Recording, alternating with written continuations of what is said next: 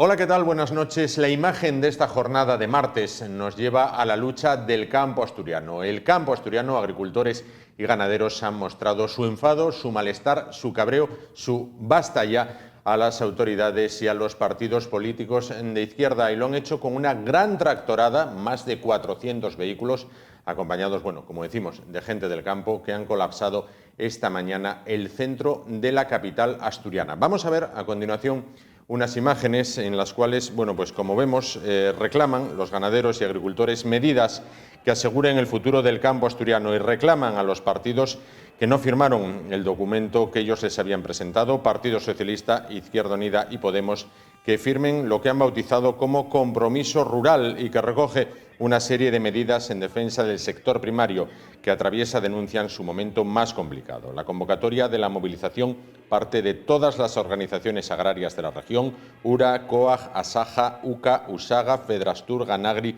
y las cooperativas agroalimentarias, entre otras. Los convocantes han recordado que el pasado 24 de abril ponían a disposición de los partidos políticos un documento que con el paso de los días se ha bautizado como Compromiso Rural y que fue rubricado por Partido Popular, Foro Asturias, Vox, Suma y SOS Asturias. Explican que al día siguiente de la concentración concedían el plazo de 7 días para que el resto de formaciones se adhiriesen al documento y, en caso contrario, advertían que las movilizaciones continuarían.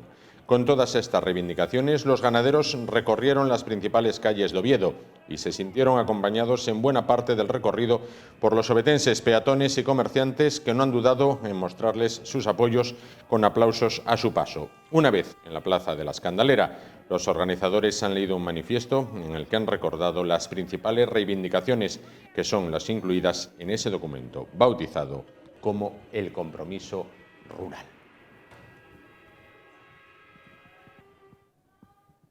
Bueno, pues el campo asturiano está en lucha, ahí lo veían manifestándose por las céntricas calles ovetenses, está en lucha en esta primera semana de campaña que conducirá a las elecciones del próximo domingo 28 de mayo. Continuamos nuestro periplo por los barrios ovetenses, bueno, pues pulsando cuáles son las reivindicaciones que los vecinos hacen a candidatos y partidos políticos que concurren a la alcaldía. Nos vamos al barrio de Otero. Pues que arreglen las aceras, que hay muchas levantadas y en vez en cuando hay bastante basura en algunos sitios. Nada más. Porque otra cosa no me van a dar, pues ¿para qué voy a pedir más? Todo lo que hacen es todo por el centro. Por el centro, por aquí no ves un barretero, no lo ves. En Oviedo están hasta las horas así, lavando hasta las calles.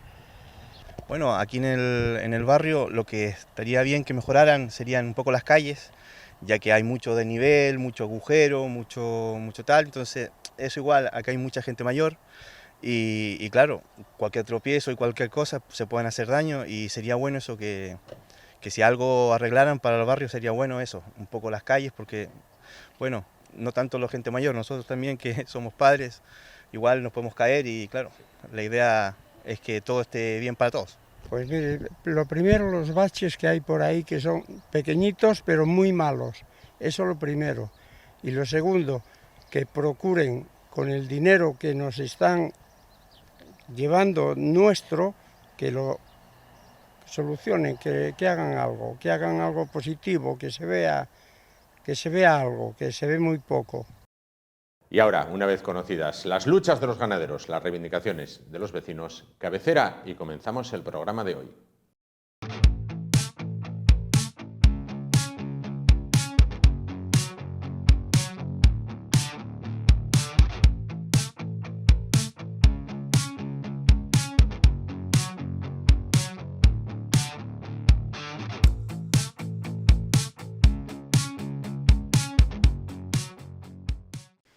Bueno, pues comenzamos ya lo que es nuestro tiempo de entrevistas personales en esta jornada de martes. Bueno, y vamos a ir a continuación con una historia personal. Vamos a trasladarnos varios años atrás. Vamos a trasladarnos quizás a una de las épocas más oscuras o más trágicas que ha vivido este país en su historia reciente, y es que vamos a hablar de aquella época en la que el COVID entró en nuestras vidas, incluso con consecuencias muy trágicas para muchos, ya que condujo a la muerte, y a los demás, pues bueno, pues nos cambió en buena medida para siempre, ¿no? Vamos a hablar a continuación con un hombre, con una persona que estuvo en la primera línea de frente de aquello que se consideraba como una guerra, ya que era enfermero por aquel entonces en el UCAN, el Hospital Universitario Central de Asturias. Se trata de José Ramón García. José Ramón, ¿qué tal? Buenas noches. Buenas noches. Buenas noches. Bueno, pues usted ha sido profesional de la sanidad asturiana durante 43 años, ha estado en el UCA, en diferentes servicios, en la UCI, en urgencias, en dirección de enfermería, en quirófanos y, por último, cuando la COVID-19, en prevención de riesgos laborales. Por otro lado, durante 22 años también en los servicios de prevención de riesgos laborales de una empresa de fundición en esta comunidad, ¿no? Bueno, vamos, si le parece, a hacer un viaje en el tiempo. Vamos a irnos 3 años atrás, cuando usted recibe lo que quizás, no lo sé, usted me lo dirá, el mayor susto de su vida, ¿no? Bueno, mira, yo no sé si fue el mayor susto de mi vida o no. Desde luego fue un susto pistonudo, vamos, porque bueno, nadie espera eso, nadie lo espera. Entonces, de repente, pues te dicen que tienes COVID, que es así, y dices, joder, era muy reciente. Había empezado todo aquí en España a últimos de enero, fue el primer caso. En Asturias había sido en febrero, a finales. Lo mío fue el 19 de marzo, o 18 de marzo. Con lo cual era todo muy reciente. Entonces, susto sí, pero como era tan desconocido y tan desconocido, pues asustarme, no. Preocuparme, mucho. Para ponernos en contexto, estuvimos mirando, el día que a usted le comunican que es positivo, fallecieron en España 107 personas por el virus. Vamos a ver, si en condiciones normales, Dios no lo quiera, 107 personas fallecen en un mismo día por una misma causa, podría ser un accidente aéreo, podría ser un accidente múltiple de tráfico, bien, sería prácticamente día de luto nacional, demás, una tragedia. Sin embargo, en aquel entonces veíamos 107, 108, 110, 99 y se asumían las cifras. Quiero decir, ¿en algún momento llegó a temer por su vida? Pues mira, ese mismo día, curiosamente, falleció la primera profesional sanitaria de este país, una enfermera, una compañera enfermera de Galdácano, que yo no lo sabía en aquel momento, claro, lo supe después. Dentro de esos 107 fallecidos, uno era una compañera. Yo no, llegar a temer por mi vida no. ¿Por qué razón? Muy sencillo. Yo fui de los afortunados que pasó la COVID de una manera muy liviana. Tuve una clínica banal, no tuve prácticamente unas febrículas, mal cuerpo, dolor de cabeza, dolor de espalda, cansancio, tal. ¿Cuál es el tema? Yo en aquel momento estábamos, como dijo antes al principio, yo trabajaba en el servicio de prevención y llevábamos el servicio de prevención en un hospital y más en una situación de estas es fundamental y la carga de trabajo que teníamos era bestial. Entonces llevábamos un ritmo de trabajo frenético. Y entonces yo achacaba todo eso a eso. Yo 3 o 4 días antes pues empecé a notar, me levanté por la mañana y lo comenté con mi mujer desayunando. Me siento raro, no me encuentro yo como siempre, pero bueno, estaré cansado. Entonces, no, cuando una vez que me dicen que tengo la COVID, pues no llega a temer por mi vida, pero básicamente porque no desarrollé síntomas graves, claro. ¿No? Además estaba viendo que otros compañeros del hospital desarrollaban la enfermedad y se curaba. Entonces, porque nosotros dentro de nuestro trabajo era atender a los compañeros y hacer el seguimiento.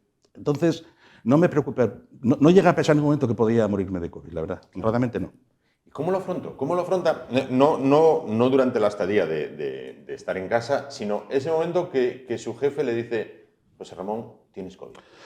Pues mira, cuando me lo dijeron, yo estaba trabajando por la mañana. Yo el día 18 por la mañana llegué y me hice una PCR, porque como llevaba 2 o 3 días ya un poco revuelto y que no me encontraba bien y estábamos en esa situación, me hice una PCR. Yo en el servicio en el que estaba de prevención, éramos los responsables de pedir las PCRs a personas sanitarias, me pedí una PCR y me la hice, y punto. Y a media mañana me viene el jefe de servicio y me dice, José Ramón, tienes que te marchar para casa. ¿Qué pasó? Dice, no, que un compañero tuyo, una persona con la que yo trabajaba muy estrechamente el día a día, habíamos compartido momentos muy cercanos, coche, traslados, tal, acaba de dar positivo. Con lo cual, lo que estaba indicando actualmente era una cuarentena de 15 días y entonces tienes que te marchar y tal y hacer la PCR. La PCR ya la tengo hecha, la hice, me dice, bueno, pues nada, vete para casa y tal. Entonces, ¿cómo me quedé? Descolocado. Claro. Nunca pensé que eso me iba a pasar a mí. Mira, no sé si pasan más compañeros o no en sanidad. Yo llevaba trabajando ya de aquella, pues tenía 63 años, llevaba trabajando pues 40, 41, en situaciones como dentro de mis actividades laborales estuve en UCI con pacientes con alto riesgo de infección. Nunca me había infectado de nada, no, nunca. Entonces, Eso me daba una falsa sensación seguramente de inmunidad, de yo soy inmune a esto, Claro, esto a mí claro. no me va a pasar. Claro. O sea, yo estoy conviviendo con esto, con todos los patógenos que hay en un hospital desde hace 40 años y este es uno más. Claro. Además, como estábamos al principio, Sí, y tampoco las cifras estaban claras, porque tampoco te decían lo que te decían, entonces no eres consciente de la magnitud del problema. Sí que veías que aquello cada día lleva más, pero bueno, entonces pues yo pensé, dije, yo soy inmune, a mí esto no me va a pasar. Entonces lo afronté descontrolado.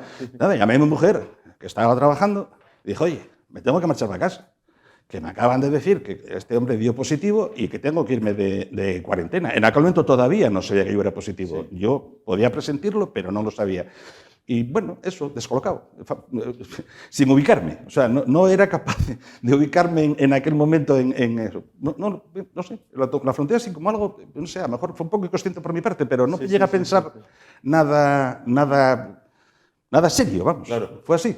¿Y cómo llegas a casa? Quiero decir, abres la puerta de casa... Bueno, y- a ver, llegué a casa solo. Mi mujer estaba completamente. trabajando, mi mujer es enfermera también, y ella estaba trabajando, yo le llamé que me tenía que ir y fui para casa y estaba solo. Nosotros en mi casa, los 4 personas que vivimos en casa, bueno, ahora 3, porque una de las chicas ya no está con nosotros, está independizada, pero en aquel momento no había nadie. Entonces yo llegué a casa y bueno, en casa todos vivimos en el medio sanitario y era una cosa de las que estaba, entre comillas, como posible. Sí, hablado. A cualquiera de nosotros nos podía pasar que nos contagiáramos. Entonces en casa lo afrontaron con normalidad. Sí es cierto que yo en ningún momento, en el tiempo que duró la cuarentena, tuve siempre muchísimo cuidado con las medidas de aislamiento que estaban indicadas. Pues, mascarilla en casa, no compartir espacios con los convivientes, estar aislado y tal. Pero bueno, llegué normal, dándole vueltas a la cabeza. ¿Pero qué es esto? Pero esto seguro que está mal, va a dar negativo, porque Claro. en aquel momento no sabía que era positivo. Y en aquel momento era una persona que había tenido un contacto estrecho con un positivo, pero yo no era positivo todavía. O sí lo era, pero no lo sabía. Pero no lo sabía, claro. Entonces, ¿qué pasa? Pues bueno, normal. En casa, bueno, cuando dejé de mujer, decía, ¿pero qué dices? O sea, no, positivo. Ah, pero, ¿y qué notas? Nada. O sea, lo que notaba por la mañana desayunando, que me veía la cara, pero nada más y tal. No, eso. Me acuerdo que además estaba eso, así, sin más, con total normalidad. En casa se vio como algo, bueno, incluso, no digo que con relajo, pero sí sin preocupación, digamos, ¿no? Sobre todo porque me veían bien, no me veían fastidiado. Entiendo que fue el único caso que hubo en casa. No, en aquel momento sí, pero no. En aquel momento el único contagiado fui yo. Sí. Mi mujer, curiosamente, mi mujer y yo, hasta que supimos que era positivo, incluso ese día, cuando llegó de trabajar, comimos juntos, Sí. y hasta ese día compartimos habitación, compartimos sí, coche, sí. compartimos baño, compartimos todo en una casa. Y sin embargo no se contagió. Y mis 2 hijas, una de ellas lo pasó ya cuando la variante Omicron, al final de la pandemia, de manera muy liviana, y encima es que no estaba en España, estaba estudiando en el extranjero y lo pasó allí. Pero en aquella época sí fue el único de casa que lo pasé. Y además hay una circunstancia muy curiosa. Mi mujer en aquellas épocas trabajaba en planta COVID, en una planta cuidando pacientes COVID, con el riesgo que eso implica, Sí. porque aquellos eran todos pacientes infectados, y claro. algunos con una carga viral bestial. Y sin embargo, pues no se contagió en absoluto. Y no se contagió de mí tampoco. Cuando estuvimos compartiendo esos momentos, hasta la noche que me confirmaron, me llamaron de noche, bueno, llamé yo al hospital, al servicio de inmunología, y dije, oye, dime la PCR, positivo, carga viral bastante elevada. Y sin embargo, no se contagió. Y porque con mi hija, la que está en casa, que fue la que luego más adelante lo cogió, ya a partir de ese momento intentamos mantener la distancia en casa, ¿no? Yo ya con mascarilla, y Claro. tal. Hasta de noche, que una vez que me confinaron, que me aislaron, me aislé. Pero en ese momento, pues sí, pero fue el único. En aquel momento fue el único, curiosamente. ¿Y cómo pasó la cuarentena? Sí. Mira, la pasé en casa. De hecho, así, justo el día 15 de marzo empezó el confinamiento. Nos confinaron. Sí. Yo me diagnosticaron el 18. Entonces, tenemos una casa en Llanera y mi idea en aquel momento era irme para Llanera, solo para allí, porque claro, allí estás, pues, es una zona rural, bueno, con lo cual no había ese contagio. Pero debido al confinamiento no pude ir. No podía pasar. Entonces la pasé en casa. Nosotros tenemos un piso que tiene terraza, entonces esa terraza da a 2 de las habitaciones. Una es la habitación matrimonial, que es donde tal. Entonces yo me recluí ahí, en mi habitación, mi baño y mi terraza. Claro. Y entonces estaba allí prácticamente todo el día. Me instalé ahí un portátil, el portátil que tenía, y ahí pasé la cuarentena. Pues ¿cómo la pasé? Pues mira, por la mañana leía el periódico, luego manejaba el ordenador con compañeros y tal, porque seguía en contacto con los compañeros del servicio por el tema, bueno, pues echando una mano en lo que podía, no en activo, porque realmente yo estaba de baja laboral por el tema del aislamiento, pero sí que mental. Y luego veía un poco la tele y luego de tarde comía y echaba una siestina de media hora o tal y otra vez al ordenador y a leer. Leí mucho. Yo además, el tema del COVID, como me tocó muy de frente, primero por mi puesto de trabajo, segundo por mi situación personal que lo padecí, me molesté en estar actualizado. Entonces, pero bueno, así pasó la cuarentena. Así me pasé los 15 días, que en aquella época, cuando empezó la cuarentena, eran 15 días. Y además, la suerte que tuve, que es suerte, que no tuvo nada mi mujer, al ser un contacto directo con un positivo, al día siguiente le dijeron, te quedas en casa otros 15 días. Claro. Porque ya no se positivizó, pero que había el riesgo de positivizarse. Entonces estaba yo confinado en mi habitación, yo aislado, ella confinada en casa, aislada de mí, no de la niña, pero sí aislada de mí y tal. Entonces, bueno, a través de las terrazas, una terraza grande, pues uno aquí y otro allí, con la mascarilla. Pues bueno, tuve suerte. En ese sentido, quiero decir que en el tema del COVID puedo decir que fui un privilegiado. Lo pasé, pero lo pasé bien y encima, además, hasta bien, cómodo. Claro. ¿Mantiene alguna secuela actualmente? No, nada. No. Afortunadamente no. No tengo nada. Que yo sepa nada. No tuve... Bueno, la clínica no dio para ello tampoco. Claro. Tampoco la dejé evolucionar. Yo empecé a tomar ya paracetamol en cuanto empecé a encontrarme mal y supongo que lo corté. Y luego, a pesar de que tuve una carga viral bastante alta, no tuve ninguna secuela. Yo, bueno, soy una persona que en aquel momento tenía 63 años, es decir, que estaba dentro de las personas de riesgo, porque mucha de la gente que falleció era persona de segunda, tercera edad. Yo, bueno, 63 años no es tercera edad, pero es segunda avanzada. Pero soy una persona sana. Entonces, eso creo que me facilitó el que cuando se acabó todo, se acabó. O sea, yo tuve el COVID, pasé 15 días y se acabó. El COVID fue una etapa más de mi vida. Tal cual. Decíamos antes, si equivaliese a una guerra, usted estaba en primera línea, estaba en el UCA, que era donde se combatía, bueno, pues en primera línea, ¿no? ¿Cómo fueron aquellos días? Desde que todo se desata, ¿vale? Hasta que usted se ve obligado a irse para casa. ¿Cómo era esa trinchera? Llamémosla así. A ver, primera línea. Realmente yo no estaba en lo que es primera línea. Yo era, en una guerra, sería el servicio de intendencia, para entendernos, ¿no? El servicio de prevención. Aunque compartí muchísimos momentos con compañeros, yo me dedicaba, entre otras cosas, mi labor asistencial en el UCA en esos momentos consistía en hacer el seguimiento de los compañeros que estaban positivizados y dar charlas de formación a los compañeros en prevención de contagio de COVID. Curiosamente, yo me contagié de los primeros. Son paradojas de la vida. En mi servicio nos contagiamos 4 o 5 personas. Todos nos dedicábamos a la formación. Entonces, ¿cómo lo vivimos?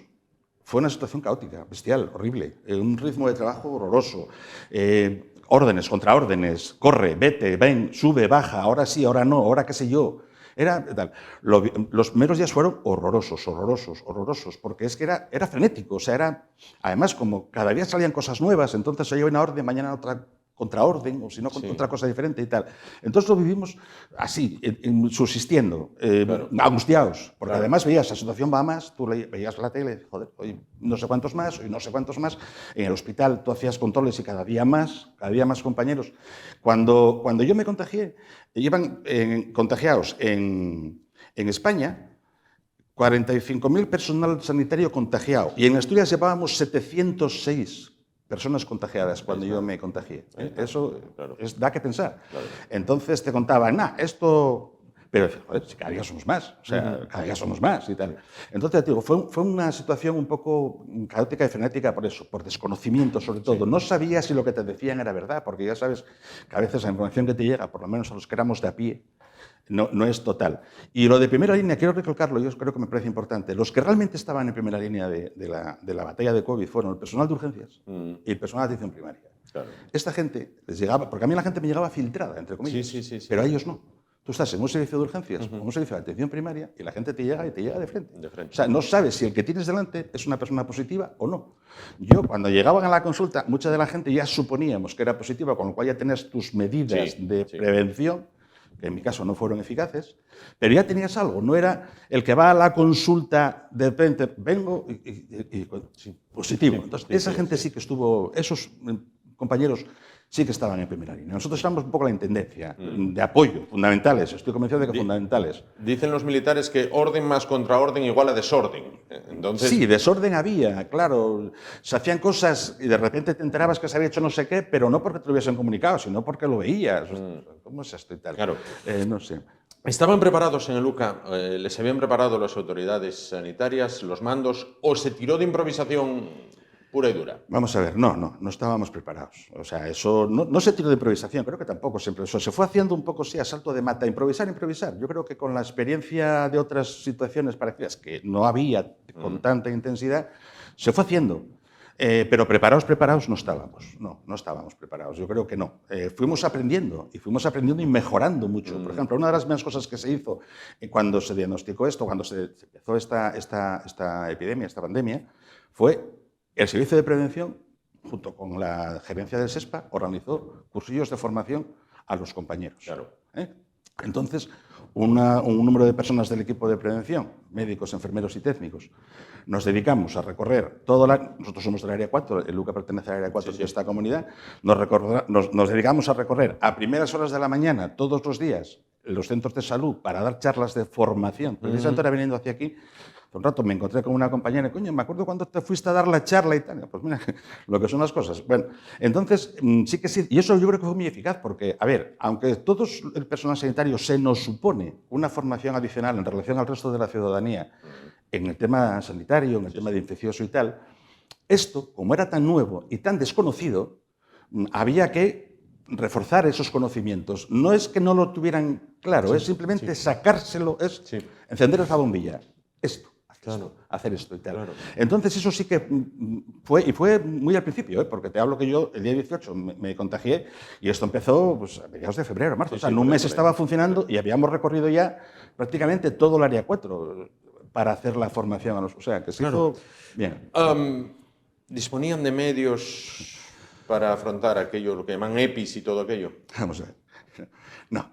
Ningún hospital. Ninguno. Sé del nivel que sea, ni de nuestro nivel 3, que es el UCA, que es un hospital de un buen nivel, ni ningún hospital tenía medios a día de aquello para afrontar la situación. Es muy fácil de entender. Esto puede decir, coño, estos cogieron con el... No, en una casa tú no tienes en tu despensa 7 kilos de lentejas. Tú tienes lentejas para el gasto del día a día y al día siguiente pides más. Con los EPIs era lo mismo. El hospital tiene un estocaje de material antiinfeccioso para el día a día, para las necesidades que se tenían previstas día a día, con un poco más, pero claro, para lo que nos vino encima no. Si es cierto, al principio tuvimos que racionalizar muchísimo el consumo, incluso se daban a veces órdenes que podían ser un poco contradictorias. Tú leías en la bibliografía médica de lo que salía, el COVID se contagia por vía aérea. Evidentemente, si se contagia por vía aérea, hay que poner una pantalla protectora que mejor con una mascarilla. Pues entonces te decían desde esas tendencias, no, la mascarilla de momento no hace falta. A ti te entra la duda, dices, no hace falta o no hay. Claro. Yo no sé dónde estaba tal. Entonces tenían medios, pero no tantos como luego hubo al final. Pero eso es lógico, no creo que eso sea ningún tipo de... Es normal, o sea, yo lo comparo con una casa. Yo en mi servicio era el encargado de hacer los pedidos de suministros en el que incluía las mascarillas y tampoco tenía 200 o 300 mascarillas, porque claramente no tiene sentido. O sea, no puedes tener almacenado un almacén material que a lo mejor no vas a utilizar nunca, porque todo te caduca. Pero bueno, sí es verdad que se diligenció bastante rápido y en un tiempo bastante razonable se consiguió tener material más que suficiente para poder afrontar la situación que se nos estaba dando. Para la historia quedará aquella famosa frase del doctor Simón de, bueno, como mucho habrá 2 o 3 casos, hacía así con la mano y tal. Bueno, ustedes, no obstante, cuando ya estaban dentro como profesionales, ¿sospechaban la avalancha que podía venir? No, en principio no. Lo que pasa es que sí, cuando te dice que va a haber 1 o 2 casos y tú ya sabes de 3, dices, coño, me contagié yo, se contagió en mi servicio 4 o 5 contagiados. Si somos así solo 2 o 3 o 4, y aquí que somos 12 y ya estamos 4 contagiados, esto no nos encaja. Entonces ya te da que pensar. Y entonces dice, hay algo nos están ocultando. Está claro que no nos están diciendo la verdad, están diciendo lo que posiblemente quieren que oigamos o lo que sea. Pero yo creo que al principio no. Sí, luego cuando ya empezó la cosa a ir a más, yo creo que ya nos esperábamos lo peor, o sea, lo que vino, nos lo esperábamos, sí, pero al principio no, yo creo que no. Por lo menos nosotros, a ver, yo creo que hay que diferenciar mucho entre los datos que manejábamos el personal de a pie, nosotros, la gente, los que estábamos trabajando, y lo que manejaba el equipo directivo, que yo no sé qué información tenía, supongo que tendrían otra diferente a la mía, evidentemente, pero que no nos hacían llegar.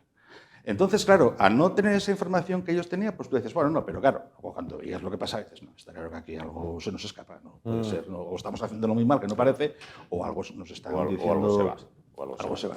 ¿Perdió compañeros cercanos por el virus? No, tuve muchísima suerte, no perdí ninguno. Tuve un compañero de mi equipo de trabajo que estuvo bastante comprometido, pero que afortunadamente, gracias a Dios, el hombre se recuperó y, bueno, está bien. Pero no, perder compañeros no perdí ninguno, no, afortunadamente no. No. Aplausos desde las ventanas, jornadas extenuantes, tensión elevada al máximo. ¿El virus sirvió al menos para avanzar en materia sanitaria? ¿O una vez pasado hemos vuelto, o han vuelto los profesionales a enfrentarse a los mismos problemas de antes? A ver, lo de las ventanas y todo eso estuvo muy bien, era una cosa muy tal. Yo creo que muchos de los profesionales sanitarios no compartíamos esa historia de tal. Yo personalmente no la compartía, yo no aplaudía. ¿Por qué? Me sonaba todo un poco a fiesta, jolgorio, y no me parece que la situación fuera una fiesta, más bien me parece que era un drama. Entonces yo, cuando las cosas están tan feas, cantar y bailar y aplaudir y tal. De eso quiero hablarle luego. Bueno, sí. Bien, entonces, ¿qué pasó? ¿Sirvió para qué? Sirvió para avanzar muchísimo en el tema sanitario. Tengan en cuenta una cosa, nosotros empezamos con esta historia a principios de enero, últimos de enero, y el día 27 de diciembre estábamos vacunando personas. O sea, por lo menos sirvió para que en un tiempo récord en la historia de la medicina y de la humanidad se crease una vacuna eficaz. Sí. Eso es importantísimo, eso es un logro tremendo. Que hubo debate con ello también, que luego hablaremos. Luego hablamos del tema de la vacuna, también, que hay mucho que decir. Entonces, para eso sí que sirvió, para avances en la medicina, para tal. Para otras cosas, yo creo que la sociedad tardó tiempo en concienciarse de lo que estaba viviendo. No sé si era por aquello de 1 o 2 casos, que eso a la gente le cala, porque claro, pues la persona que se supone que es responsable del tema sanitario y epidemiológico de este país, te sale en la tele y te dice que hoy van a ser 1 o 2, pero bueno, a lo mejor son 3, pero bueno, no sé. Entonces, claro, la gente tardó tal. Entonces, bueno, yo creo que no. Y luego, una vez que pasó todo, volvimos otra vez al día a día, a la situación real de todos los días. O sea, pasó el COVID, pasó. Eso fue una etapa de quemada, apagas y vamos a la siguiente. O sea, sirvió mucho para avanzar en el tema médico. Se avanzó muchísimo en la patología respiratoria de la COVID y en todas las enfermedades que conllevó, que fueron viniendo con él. Se avanzó en el tema de la vacuna de la COVID, que sirvió luego para otras vacunas como referente y tal. En eso mucho. ¿En concienciar a la gente? Pues pienso que también algo. No todo lo que hubiera tenido que ser, pero pienso que sí. Y luego, el día a día, al día siguiente, cuando se acabó, vimos que empezaba a dejarse de fallecer gente y tal. Volvemos al día a día, es ley de vida. En el lado humano sirvió para que los profesionales como usted, como su mujer, como sus compañeros, para que la gente les valorara más. O una vez que pasó, ya es de esto de, es que fui pa' Luca, llegué a las 12, son la 1, nadie me atendió y no veo más que pasar enfermeras para atrás y para adelante, que yo no sé qué están haciendo. Pues es una pregunta interesante esa. En aquel momento, todos los sanitarios éramos héroes. Nos salvas la vida. Sí. Tremendo, una cosa. Sí. Éramos unos héroes, terrible, vamos, una cosa tremenda, todos. Tremenda. La situación se va normalizando, vas dejando de ser más héroe, pasas a ser más mortal. Pierdes capa de héroe. Pierdes capa de tal. Sí que en aquel momento nos valoró mucho, pero yo creo que por pura necesidad. O sea, porque la gente realmente nos necesitaba y veían que nos estábamos dejando el alma ahí, que estábamos muriendo ahí. Había gente que fallecía, muchos personales sanitarios fallecieron. Entonces eso la gente lo ve y tal. Pero cuando pasó, al final volvemos a una frase que se escucha mucho en sanidad y que a nosotros, a mí personalmente, y creo que a todos los sanitarios nos molesta mucho, es el que tú estás aquí porque yo te pago.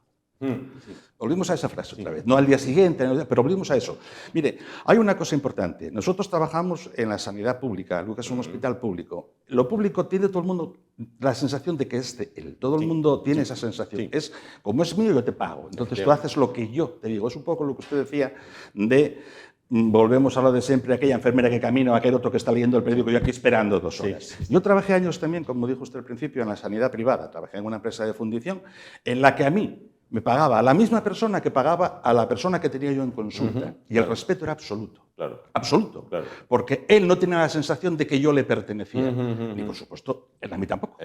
Entonces, sin embargo, en la sanidad pública no hay esa sensación. La sensación es, yo pago y porque yo pago tú estás aquí. Con lo cual, déjate de tal y atiende. O sea, entonces, volvimos desgraciadamente a eso. Por eso es una pregunta que, y esa frase de que tú estás aquí, suena mucho y la verdad es que molesta mucho. Porque además no es así. O sea, no es así en ningún momento. O sea, está claro. Yo estoy convencido de que los profesionales sanitarios, todos sin excepción, dan siempre lo mejor de sí para atender a la población en cada momento, independientemente de la situación que se esté viviendo. Sea una pandemia, sea una enfermera en un día a día normal, en un paciente que va a un catarro a curarse y tal. Eso siempre. En las situaciones de pandemia incluso das un poco más porque es una situación más eso. Pero no es eso. Valió para que en aquel momento sí se nos valorara mucho, muchísimo. Éramos tremendos, ¡wow! Superman. Sí. Pero en cuanto pasó la historia, se acabó. Claro. No hubo más héroes. Cuando el gobierno decreta que todos para casa, la población, y esto vaya por delante que es una apreciación meramente personal, la población entra, considero, con una mezcla de miedo hacia lo que había afuera, entra para casa con una mezcla de miedo hacia lo que había afuera, y una alegría infantil que se traduce en karaokes, aplausos por la ventana, vermú virtual vía vídeo WhatsApp, hacer repostería, creo que se agotó, al margen del papel higiénico, se agotó la harina porque de repente todo el mundo quiso hacer pan en casa. Bueno, era como, no sé, vídeo con la vecina, vídeo con el vecino. Eso. La pregunta que quería hacerles, si volviese a producirse una situación como esta, ¿consideraría o considera que todo sería distinto? Es decir, porque cuidado, y esto es también una reflexión personal, decía una canción de Mecano de hace muchos años que los españoles solo éramos capaces de hacer a la vez una cosa al año, que era lo de comer las uvas cuando son las campanadas, ¿no? Que el resto que no nos ponen de acuerdo para nada. Sin embargo, paradójicamente, el gobierno dijo para casa, y todo Dios para casa, y nadie protestó. Piensas, alemanes, suecos, son disciplinadísimos, esto se dice para casa, van para casa. En España no metes para casa a la gente ni de coña. Todos fuimos para casa, o todos fueron para casa. Si hubiera que volver, ¿sería completamente distinto? No lo sé. Primero voy a matizar una cosa. Todos fuimos para casa porque nos obligaron. Eso queda claro. O sea, como usted bien dice, en España somos como somos y tal. Pero claro, orden y mando. O sea, en ese momento el gobierno hizo lo que pensó que tenía que hacer. Todo el mundo para casa. Y no te quedaba más remedio. Salías a la calle y te encontrabas con un militar, joder. A ver, ¿quién es el guapo que se ponía a toser, ¿no? Es verdad. Entonces, fuimos para casa por eso, porque nos obligaron. ¿Cómo fuimos para casa? Pues mucha gente se lo tomó como eso. Hacer pasteles, no sé qué, no sé cuánto. Yo creo que... yo no sé si fue que faltó información a la población, información veraz, fiable, que la gente viera que no se le estaba mintiendo para que se hubiesen concienciado más cuando nos mandaron para casa de que realmente la cosa era muy seria. Claro. ¿Quién se lo tomaba muy en serio? Los que por desgracia han perdido familiares cercanos por la COVID. Esa gente sí se lo tomó en serio. De repente pierdes un padre, un hermano, una madre, un hijo. Bueno, hijos afortunadamente, niños no les afectó tanto y no hubo tal. Pero esa gente sí se lo tomó. Pero el resto de la gente, como a mí no me afectó, esto es todo mentira. Y luego encima y tal. Entonces, si otra vez volviera a ser, yo creo que si cuando empieza esta situación nueva, si se volviera a dar, la población detectara que lo que le están diciendo es lo que hay, no lo que ellos quieren que tú oigas que hay, que es muy diferente, son dos conceptos muy distintos. Esto es lo que hay y esto es lo que yo quiero que tú veas que hay. Si la población ve eso, yo creo que responderíamos de otra manera, con más medidas de prevención. La gente pondría mejor las mascarillas, la gente haría otra serie de cosas que en aquel momento no se hacían, pero yo creo que era por eso, porque no te daba la sensación de que te estaban, desde el principio del todo nunca te dio a mí por lo menos nunca me dio la sensación de que nos estuvieran diciendo todo lo que había. Y entonces al final, estos nos mandan para casa. ¿Qué objetivo tienen estos mandándonos para casa? Si realmente con ponerse mascarillas y evitar que estemos en grupos grandes sería bastante, ¿qué pinto yo en mi casa? No tiene sentido. Entonces yo creo que fue un poco por eso. Si volviera a darse otra situación, esperemos que no se dé, por lo menos en muchísimos años, aunque yo estoy convencido de que esto es cíclico, volverá a pasar dentro de 100, 200 años más, la población, si desde el principio detecta que se le está hablando con franqueza y con sinceridad, respondería mejor y seguramente no haría falta llegar a medidas tan extremas. Claro. Eso es lo que yo pienso. Claro. Hubo dos grupos, o por sectores de edad, ¿no? Que requirieron especial atención y sobre los que corrió ríos de tinta durante el confinamiento. Fueron los niños y los ancianos. Bien. Con esto, y voy a hacer otra apreciación personal que usted me corregirá si no opina como yo.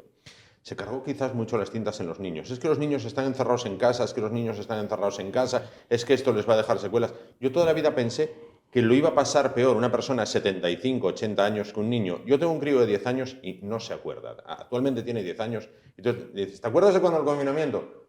Sí, jugaba a la Play. Bien, o sea, no le dejó... Habrá casos, no digo que no. Sin embargo, considero que era peor para la gente mayor, 75, 80 años, que muchos no llegaron a recuperar, ¿no? Sí, claro, por supuesto, fue muchísimo peor. La gente mayor es mucho, las personas de edad avanzada además, la gente que por desgracia se quedó por el camino era gente de bastante edad, la mayoría, y son gente que eran muchísimo más conscientes de la situación que está viviendo que los niños. Los niños al final son niños, los niños quieren jugar, quieren tal. Si en casa no se les... asustaba o se les da, no eran conscientes en ningún momento de nuestra hija pequeña, la que vive en casa con nosotros, pasó la cuarentena y, bueno, ahora tiene 21, de aquí ya tenía 19, 18, 19, y la pasó bien, porque tampoco... Claro. Tal. Ahora, la gente mayor sí, el peso entre las personas mayores se ven encerradas en casa, viendo que coetáneos se están muriendo, que tal, no sé qué, y eso les tuvo que dejar unas secuelas bestiales, terroríficas. Yo creo que sí, estoy de acuerdo con usted totalmente en eso. Y llegó la vacuna. ¿Se hizo todo rápido y bien? Pues mire, aquí, igual que en otras cosas no estoy muy de acuerdo con lo que se hizo, en esto sí. La verdad es que creo que fue, para mí, la mayor... a ver, no sé, no me sale la palabra. Lo mejor que trajo la COVID para la humanidad fue la vacuna de la COVID. Claro. Ya se lo dije antes. Esto empezó en España el 31 de enero. El 27 de diciembre se estaba vacunando a esta señora de la residencia de tercera edad en Madrid y tal, y en un tiempo récord se vacunó a un... Perdona, voy a leer las cifras porque tal.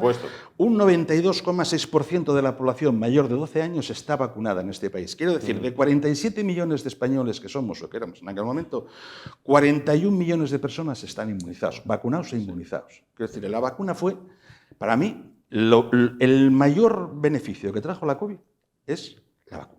Porque además de esta vacuna, como usted sabe, es diferente a otras vacunas que se estaban administrando antes. Sí. Con la tecnología que se utilizó para esta propia vacuna... No, adelante.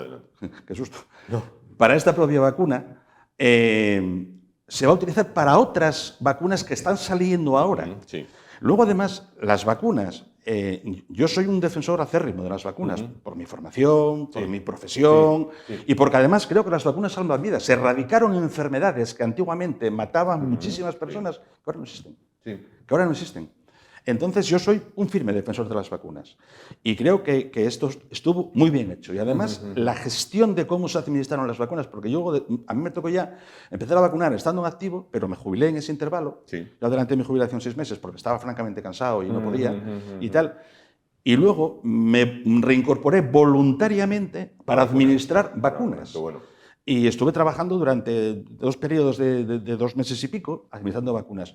Y fue una muy buena gestión de ese tema. Ya digo, fue un 92 y pico de la población, que es una barbaridad. ¿Y hubo la suficiente información a la sociedad para el tema de la vacuna? No, yo creo que no. Yo creo que la sociedad, siempre hago hincapié en lo mismo, venimos de que la sociedad desconfiaba porque estábamos viendo que no se nos decía la verdad. Y la sociedad entonces no... Primero fue muy rápido en la creación de esa vacuna, con lo cual la gente desconfiaba. Luego había malintención en cuanto a esta vacuna te hacen un chip y tal. Entonces, todo ese tipo de cosas no se desmintieron con la suficiente rotundidad.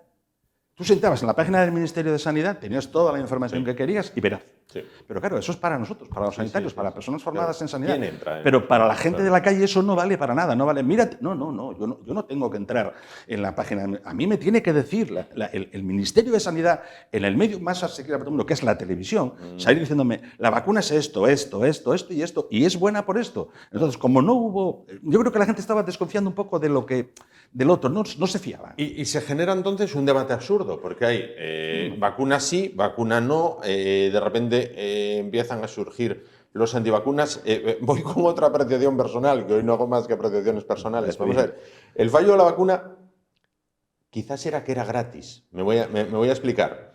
Si la vacuna te dijeran, para ponerla hay que pagar 3.000 euros, entonces todo el mundo la querría poner, porque sería, claro, yo no tengo 3.000 euros. Claro, la hacen para los más sabeo y la hacen para todos para estos. los ricos, la hacen para los ricos. La hacen para los ricos. Para la casa, para los Pero ricos. como es gratis, entonces voy a echar por tierra la vacuna. Si te ponen un precio, dices, claro, no, yo la quería poner, pero no llego a ese dinero. El debate que se generó a mí me parece positivo. Yo los debates creo que siempre son positivos. O sea, si dos personas hablan y debaten una a la otra, tú aportas una cosa y yo aporto otra cosa.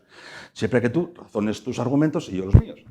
¿Qué no vale de un debate? Yo no me vacuno porque no me da la gana. ¿O que hay que vacunarse? Pues yo no me vacuno. ¿O quién lo manda al gobierno? Ah, no, que estos no son los míos. Claro. Ese debate no es válido. No es válido. Ese no es válido. No. Ahora, un debate en el que yo, con argumentos sólidos y datos contrastados, debato con una persona que no opina como yo, que dice, yo no me quiero vacunar por esto, con datos también que él tiene contrastados, eso es enriquecedor para las dos partes. A lo mejor no llegamos a convencernos un uno al otro de que yo tengo razón o él tiene razón, pero desde luego el debate es siempre positivo, es enriquecedor, es bueno para la sociedad. En cuanto a lo del dinero, lo gratis generalmente no se valora. O sea, cuando algo es gratis, es un poco lo que hablábamos antes de la sanidad pública, sanidad privada. En otros países, fuera de España, la sanidad pública, que también la hay, tiene un copago mínimo y que la gente hace que valore más. No ir allá, voy al médico a que... No, coño, tengo que soltar €1. Es €1, no es nada. Pero, entonces, pues las vacunas a lo mejor... Por supuesto, yo creo que tienen que haber sido gratis y además estuvo muy bien hecho que fuesen gratis, porque además es como tiene que ser. En esta sociedad nuestra tiene que ser así, eso no cabe ninguna duda. Pero seguramente si se hubiera planteado la posibilidad de que había que pagar algo, a lo mejor la gente, coño, pues esto debe de ser bueno, porque hay que pagarlo, no es gratis. Claro. O sea, eso es como cuando hay una gura en un local, un bar y va la gente a comer de gorra y tal, estupendo, todo que bien, y luego no vuelven. Pero, bueno, pues un poco lo mismo, ¿no? Esto es así. Entonces, yo creo que eso, el debate me parece importante, que haya habido debate. Hombre, siempre yo veía momentos en la tele peregrinos, además personas con programas en plena audiencia que dicen, joder, ¿cómo esta persona puede dejar de hablar en público? Que además seguro que tiene seguidores y seguro que es algo ignorante que luego lo va a seguir. O sea, porque yo además, cuando estaba vacunando, me tengo que encontrar con gente que se iba a vacunar, que se iba a vacunar un poco casi forzado y encima todavía se ponían a cuestionarte ahí en la cola aquella de no sé cuantísimas personas que tienen que vacunar, vacunas y vacunar. No, mire, no es el momento. Usted se vacuna si quiere, si no lo deja. Que pase el siguiente y punto. Y tal. Pero los debates son enriquecedores por eso, porque todo el mundo aporta cuando tiene conocimiento y fundamento científico. Bueno, pues no, y que hubo mucha de eso, ¿eh? Hubo gente mucha gente por un tema ideológico. Yo no me vacuno. Bueno, mucha gente. Afortunadamente se vacunó, no se vacunó muy poca gente. Pero de la gente que no se vacunó, alguna era, esto me mandan estos caballos, estos como no son los míos. Cuando vengan los míos me pongo yo todas las vacunas de una vez. Las 4 dosis en los 2 brazos. Y voy para casa vacunado. Efectivamente. Oye, actualmente, argumentos como lo de murió fulanito con 50 años. Eso fue toda la vacuna. Sí, claro que se oye mucho además. A ver, vamos a ver una cosa, hay que tener en cuenta una cosa. Esa vacuna se hizo en un año y se testó y se probó. Cuando un medicamento del tipo que sea, vacuna o no vacuna, o cualquier otra cosa, sale a que el ciudadano, la población la pueda utilizar, está testada. O sea, está comprobado con estudios. A lo mejor no tiene un estudio de no sé si 100.000 personas o 200.000 o 300.000 porque no dio tiempo. Porque hay que tener en cuenta una cosa, esto había que pararlo como fuera. Y se paró. Se paró. Claro. A nivel mundial se paró. ¿Que la vacuna va a tener efectos secundarios? Todos los medicamentos, todos. Hasta un simple paracetamol, que vamos a la farmacia y nos lo dan y lo tomamos tranquilamente. Me duele la cabeza, paracetamol, me duele ibuprofeno. Hasta esos medicamentos, y si te ve el prospecto, no lo tomas. Claro. No lo tomas. Cuanto más una vacuna que es nueva y tal, que tiene que tener efectos secundarios, seguro. Que algún efecto secundario está por descubrirse y que a lo mejor aparecen a más años vista, pues seguramente también. Pero eso está dentro de lo probable. O sea, yo que me leí los prospectos de todas las vacunas que se administraron aquí en este país, pues dentro de lo que te pone como posibles efectos por porcentaje, un porcentaje de población puede tener esto, tal. Está descrito todo eso. Si tú tienes una patología asociada a otra enfermedad, o lo que sea, una patología que eso, a lo mejor la vacuna de la COVID te puede perjudicar en ese sentido. Claro. Pero claro, esto es una cosa de riesgo-beneficio. O sea, si yo no vacuno, tengo no sé cuantísimos fallecidos. Si vacuno, puede haber un 0,0001% de personas que por la vacuna tengan alguna consecuencia indeseada. Pues igual sí. No digo yo que no, pero eso es inevitable. Pero con cualquier pastilla, con cualquier inyección, con cualquier medicamento, eso está así. estas pandemias ocurren cada 100 años. Hace 100 fue la gripe española, aproximadamente. Ahora el COVID. Hemos sacado, a modo de conclusión, ¿hemos sacado las enseñanzas que deberíamos sacar? ¿O a los que les toque dentro de 97 años, porque ya pasaron 3 y volverá algo de esto, tendrán que volver a partir de cero? No, hombre. No, a ver, aquí hubo una epidemia bestial cuando la peste negra en la Edad Media y se aprendieron cosas que a día de hoy, lógicamente muy mejoradas, se están utilizando. Las guerras, que son otras pandemias, otras epidemias bestiales, se hicieron unos avances grandísimos en el tema médico, sobre todo en el tema quirúrgico, que son temas por la propia patología que se da en los conflictos bélicos, que son para el día a día. Esta pandemia de la COVID pues sirvió para qué, dentro de 200 años, que vendrá otra cosa, porque está claro que esto es cíclico y es así, es una forma bueno, la vida es así, pues vendrá, pero todas estas enseñanzas que tenemos nos van a servir y mucho. Claro. Otra cosa es cómo luego lo gestione, pero desde luego que van a servir y mucho, eso es así. O sea que sí, yo estoy seguro de que sirve. Claro. Finalmente, ¿algún día sabremos cómo empezó todo o qué fue todo? Porque ya escuchamos de todo también prácticamente. A ver, mi opinión personal, y esta es mi opinión personal, yo estoy convencido de que hoy por hoy ya se sabe cómo empezó todo, qué fue todo y cómo fue todo. ¿Y dónde fue todo? ¿No? ¿Y dónde fue todo? Por alguna mezquina razón política, porque antes lo dije, no sé si lo dije o no lo dije, pero si no lo dije lo voy a decir ahora.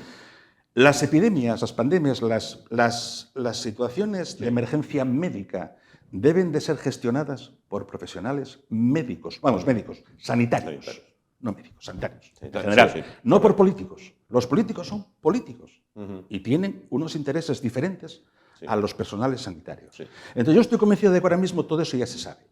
Cómo empezó, dónde empezó, cuándo empezó y tal. Y además creo que deberían decírnoslo, porque 13.800.000 contagiados que hubo en España y 120.000 fallecidos merecen que se les dé una explicación. Yo creo que eso me parece importantísimo. Entonces, como consecuencia, no, como reflexión para el futuro, que si se vuelve a una situación de esta, dejen a los profesionales sanitarios ponerse al frente de la situación. Los políticos gestionen la política, medios y tal, pero el tema sanitario que lo gestionen los profesionales sanitarios, no los políticos. Hay que dejar fuera... La sanidad no es un mercado, no es una cosa que pasa, es sanidad, la gente... Eso es importante. Pero vamos, yo estoy convencido de que eso se sabe desde hace tiempo. Yo tengo mi opinión, pero bueno, eso ya es otro tema. Pues, José Ramón, solo me queda darle las gracias. ¿Y ahora en qué echa el día? ¿En qué echa el día, José Ramón? Pues ahora he hecho el día, pues mira, he hecho el día, pues nosotros, como dije antes, tenemos una casa en Llanera y tenemos una huertina pequeña, así, en plan amateur. Soy un amateur total y absoluto. Lo que dicen patar entretenido. Patar entretenido. Efectivamente. Estamos los dos entretenidos, vamos para allá los dos, allí y tal, y eso. Vamos mucho para allí y luego pues pasear, dar vueltinas por ahí. Vamos mucho al Fontán. A ver, a mí me encanta ver los puestos de Fontán, el pescado, la carne, los verduleros, cosa que nunca puedo hacer. Porque además yo, por mi jornada laboral, nunca he tenido las mañanas libres y entonces de repente ahora me encuentro con que las tengo todas. Entonces voy al Fontán, veo los mujeres que venden y tal. Y luego básicamente en eso. Tal. Y luego una cosa que no habíamos hecho antes porque no podíamos era viajar. Y ahora aprovechamos y viajamos. Viajamos sitios que nunca habíamos conocido y tal. Viajar. Y eso. Qué bueno. No me aburro nada. Qué bueno. No me aburro nada. Nada, ni falta que hay de aburrirse. Pues José Ramón García, enfermero, jubilado de Luca, con 43 años de servicio. Muchísimas gracias por estar esta noche con nosotros, por hacer este viaje atrás en el tiempo, a lo que fue quizás el instante más oscuro que se vivió en la historia reciente de la sanidad, del país y de la sanidad. Muchísimas gracias por estar con nosotros. Ustedes por haberme invitado. Muchas gracias. Nosotros nos vamos ahora a publicidad, muy rapidito. A vuelta, bueno, pues vamos a cambiar totalmente de asunto y vamos a resolver o tratar de resolver una duda, que es cuando una persona, pues ahora quiere comprar un coche. Bueno, oye, compraba un coche, ¿pero qué compro? ¿Diésel, gasolina, híbrido enchufable, eléctrico? Porque cada día, igual que pasó con lo de la sanidad, cada día cambian las directrices. Ahora ya no va a poder circular ahora ya va a poder circular el otro, no vas a poder entrar en el centro de la ciudad. Bueno, a vuelta vamos a ver si despejamos de algún modo esas dudas. A ver, hasta ahora mismo.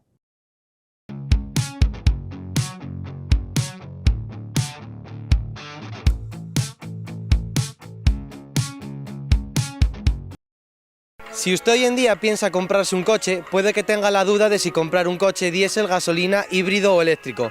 Pues hoy hemos venido aquí para hablar con un profesional y que nos recomiende lo más adecuado.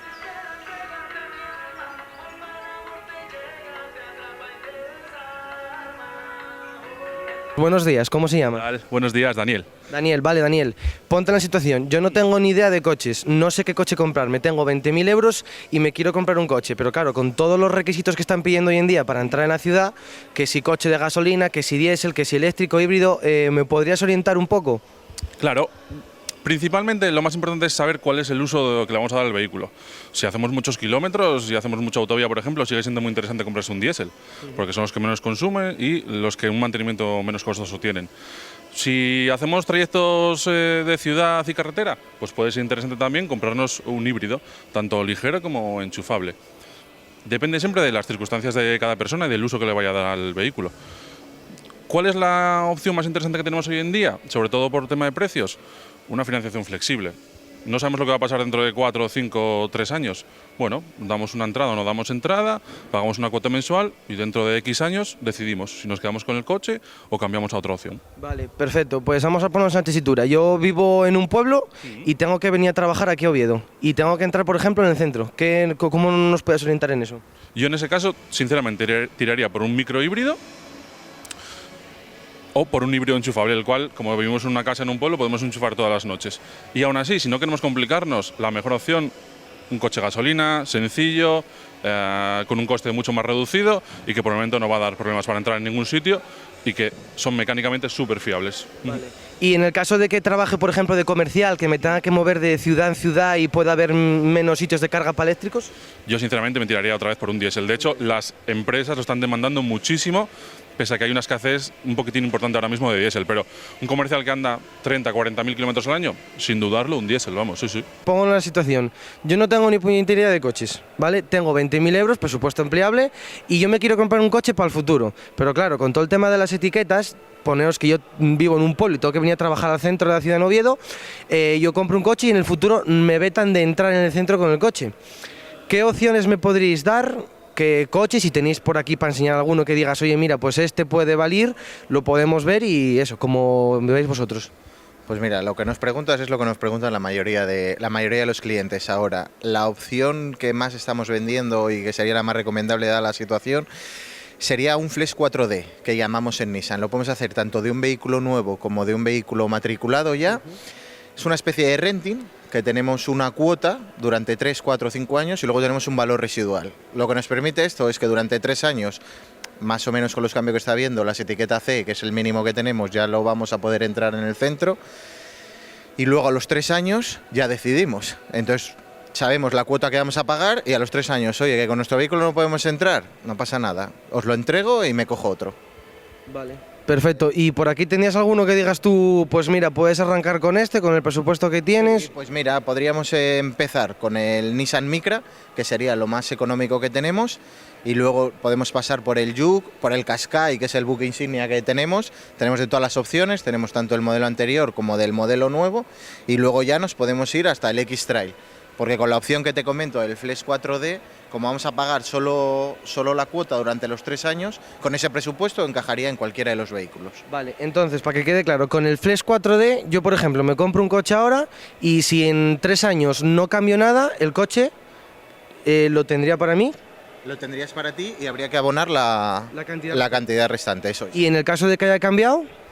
En el caso de que haya cambiado, nos lo puedes entregar y marcharte, no querer saber nada más de nosotros, o nos lo entrega, te hacemos una valoración y entraría como parte del vehículo nuevo. Vale. Pongamos una situación, yo no tengo ni idea de coche, ¿vale? Pero quiero adquirir un coche recientemente, tengo un presupuesto de 20.000 euros y con todo el tema este que sale de las etiquetas, de restricciones y tal que pueden salir para la ciudad, ¿qué nos podrías recomendar? No sé si hay algún tipo de financiación o algo, cuéntanos. Vale, mira, en principio ahora mismo el tema un poco de las restricciones por el tema medioambiental de la Unión Europea, sobre todo están prevaleciendo lo que es la etiqueta eco, ¿vale? Etiqueta eco son coches híbridos, son coches que pueden ser gasolina y gas, gasolina y eléctricos, y hacia ese mundo nos estamos moviendo. Los coches diésel y gasolina cada vez se venden menos vehículos, cada vez hay menos, porque la etiqueta eco solo la tienen los híbridos, esos llevan etiqueta C.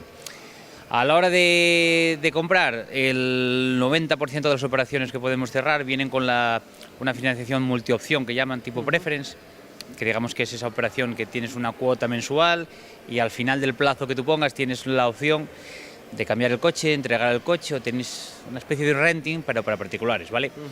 Hacia esa dinámica es la que estamos derivando prácticamente en todos los concesionarios. Vale, y a ver, yo te pongo por ejemplo situación, yo vivo en un pueblo y tengo que venir a trabajar aquí a Oviedo, al centro. ¿Qué coche me recomendarías? A ver, por ejemplo, mira, ahora mismo en Oviedo no tenemos ninguna restricción como puede ser en Madrid, ¿vale? En Madrid empiezan las limitaciones con el tema de la categoría eco, ¿vale? En tema de Oviedo y Gijón, hasta hace poco se hablaba de que iban a seguir los mismos derroteros que Madrid. Ahora mismo está un poco en parón en ese tema, pero sí que la dinámica de general va a ser derivar a coches con pegatina eco, que pueden ser híbridos enchufables, eléctricos, y en esa tarde o temprano nos va a llegar. Vale. Nos va a llegar. Y si trabajo, por ejemplo, de comercial, que me tenga que mover entre ciudad y ciudad, con el tema de las recargas eléctricos, ¿no me podría valer un diésel o un gasolina? A ver, el tema es, si haces muchos kilómetros, ahora mismo hay vehículos ya microhíbridos, son gasolina, pero son microhíbridos, tienen la etiqueta eco, ¿vale? El tema es que los motores de gasolina que hay ahora microhíbridos tienen consumos muy bajos, igual que el diésel. El precio del diésel y de la gasolina ya veis que es muy parejo. Los problemas de mantenimientos y demás son más económicos en los gasolina. Entonces la gente ya está derivando mucho más al tema gasolina, gasolina microhíbrido y híbrido. El tema de enchufables, un poco menos. Vale. Más bien va el tema de híbridos autorrecargables y microhíbridos. Vale. ¿Y tendrías por aquí algún coche para enseñar a la gente que para que se hagan una idea y diga, mira, por ejemplo, este puede valer para comprar? Por ejemplo, hay dos opciones que están aquí directamente. Clio híbrido y Captur híbrido. El tema es, son dos vehículos automáticos, porque ahora cualquier híbrido, microhíbrido van a ser automáticos, categoría eco. Y el tema de estos dos es que son autorrecargables. Todo lo que andes en ciudad a bajas velocidades va en eléctrico, todo lo que andes por encima va combinado. Entonces, el propio motor de combustión es el que recarga la batería. Entonces, son coches que la gente está demandando mucho porque te cumple la función en ciudad de bajar los consumos, las emisiones y los consumos, y luego que en nacional o en autovía te permite también tener bajos costes porque tienes bajos consumos y tienes mayores autonomías. Yo, por ejemplo, vivo en un pueblo y tengo que venir a trabajar aquí a Oviedo, en el centro. ¿Qué me recomendarías? Todo depende de los kilómetros que rodamos al día. Por ejemplo, nuestra autonomía que tenemos desde el MG4, la batería más pequeña son 350 kilómetros. El uso diario lo podemos llegar a hacer y solo lo cargamos en 30 minutos. Vale. Y, por ejemplo, si soy comercial y tengo que moverme mucho entre ciudades, que hay largas distancias... Por ejemplo, nuestros consumos en gasolina estamos hablando aproximadamente de 6 litros a los 100. Aparte de la mecánica que llevan, motores de 4 cilindros, distribución por cadena, bajos mantenimientos. Vale. ¿Y así algún coche que tengas por aquí para que vea la gente más o menos lo que poder comprar? Sí, por supuesto. Si me acompañan, por favor, aquí lo veríamos.